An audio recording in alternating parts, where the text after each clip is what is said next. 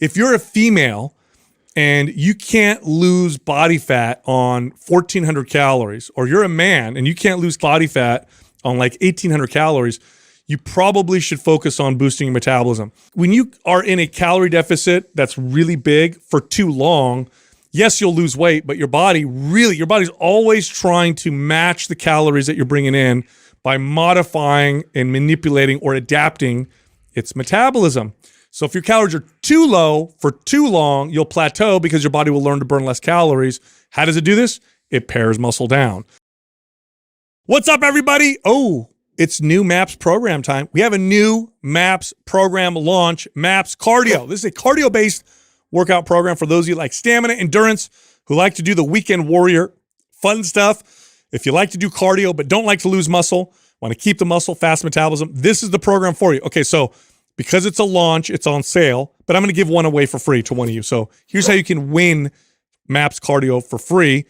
Leave a comment below in the first 24 hours that we drop this episode. Subscribe to this channel. Also subscribe to the Mind Pump Clips channel and turn on notifications. Do all those things. If we like your comment, we'll notify you. You'll get free access to MAPS Cardio. Okay, so here's the launch. Check this out. MAPS Cardio is going to retail for $117, but right now, because it's a launch, it's only $77. That's not all. We're also going to include 2 free ebooks that later on will be sold for $47 a piece. Here's what they are. The first one is How to Boost Your VO2 Max for maximum endurance and stamina. The second book is How to Eat for Performance. So if you sign up for MAPS Cardio right now until July 3rd for the sale price at $77, you will also get free ebooks, the VO2 boosting ebook and the Eat for Performance ebook for free. Here's how you can get all that. Go to mapscardio.com, get yourself signed up, and then use the code Cardio Special for the discount and the free ebooks. All right, here comes the show. Weight loss and fat loss plateaus are somewhat normal, but they don't have to stick around forever. Oftentimes, there's a few things you need to do, simple things, that'll get the fat loss and weight loss to start moving in the right direction again. All right, so I want to talk about that in today's episode because this is a very common question. I lost 10 pounds. Now nothing else is happening. Or I was getting results for the first few months. Everything just stalled. It just stalled. What the hell is going on here? But I do want to, just like I said earlier, I do want to be clear that progress when it comes to fat loss, weight loss, fitness in general is not this consistent linear line. It doesn't work that way. It'd be so much easier and awesome if it was. I wish it was that way. Right? And predictable, and you didn't have to consider all these variables. Yeah, it's extra frustrating when you're putting a ton of work into it as well, and you're not seeing that kind of result. Super frustrating. But normal progress, and the reason why I want to say this is because a lot of people overreact initially when they see some kind of a plateau, like, oh, I've been losing 1 pound a week every week for the first 10 weeks. Now they have to go extreme. Yeah, I lost no pounds. Oh my God.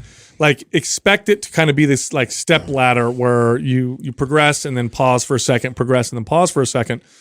And the reason why I'm communicating that is because you want to make sure it's a real plateau and not the expected pauses that happen from continual, consistent attempts at fat loss and improving your fitness. Yeah, I would make the case that, I don't know, at least half the time that people think they're in a plateau, they're actually not even in a plateau. Yeah.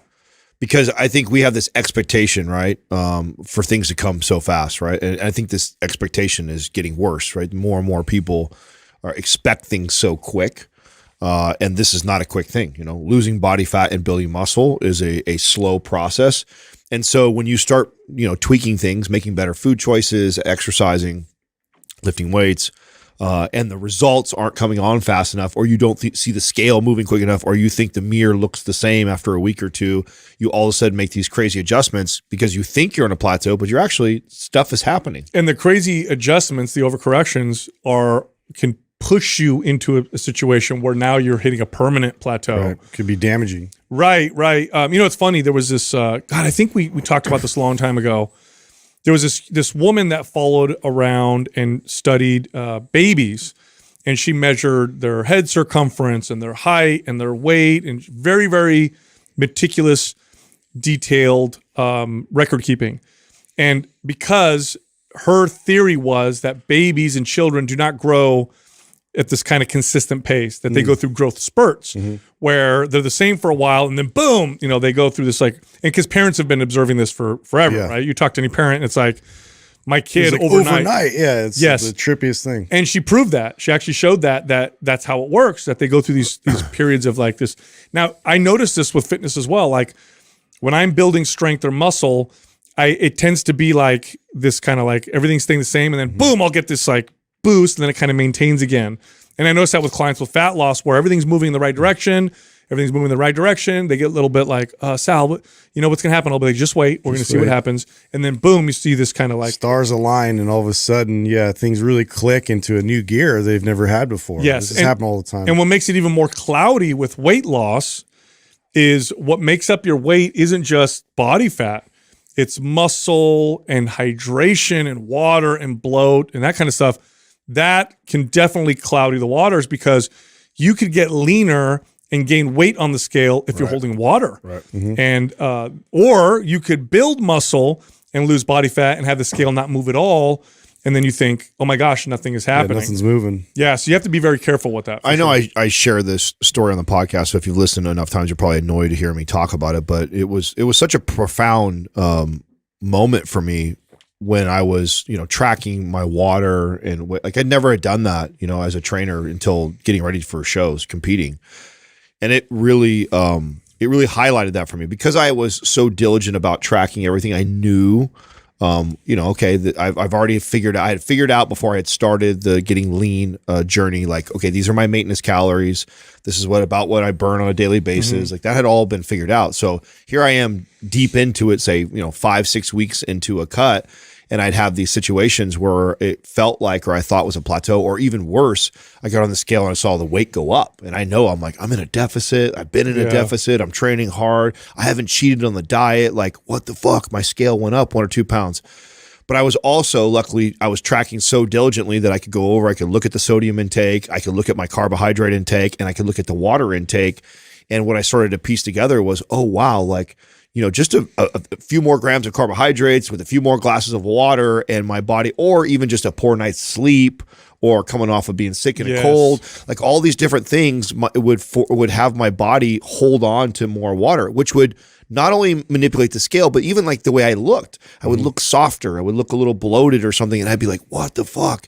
And right away, like this light bulb went off in my head, like, oh my God, like, here I am at this super high level. I'm tracking. I know exactly what's going on. And I'm having this challenge, this mental game I'm playing in my head. Yeah, imagine if you didn't have all those metrics. Imagine all my clients. That's what went through my head right away. Like, oh my God, imagine the hundreds of people I've already trained in my previous decade of training clients that came to me and were frustrated because they felt they were doing such a good job. And they're like, Adam, I'm getting fatter. I can tell. I see it. Or my scale went up. And you as a trainer back then would go like, oh, they're probably cheating. Yeah. They're not really doing what I'm telling them to do. And so you would discount what they said. And I didn't have the words at that place in my career to communicate to them what potentially could be happening to them to keep their mind right. And so, man, after I went through that, it completely changed those conversations for me when I would talk to a client now, because I too understood like that feeling of, man, I'm putting the work in, I'm training consistently, I'm not cheating on the diet. Why is the scale and the mirror not giving me what I think? Yes, or you have someone gain weight and get leaner in body fat percentage, or lose weight and get fatter in body fat percentage.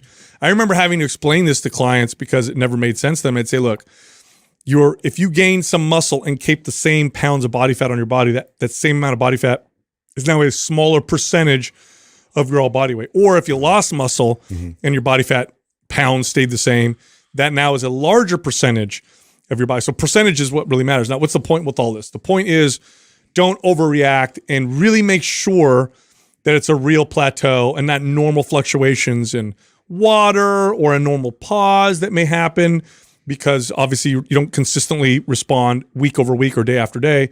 So make sure that, because what we're about to go over are reasons why you're in a real plateau. So what you don't want to do, and this is a big problem, is people overreact, overcorrect, and then that can cause problems. So make sure it's a real plateau. Well, and before you go into it, this is where I think why it's so important, at least at one point in your training career, or your fitness journey to have tracked diligently.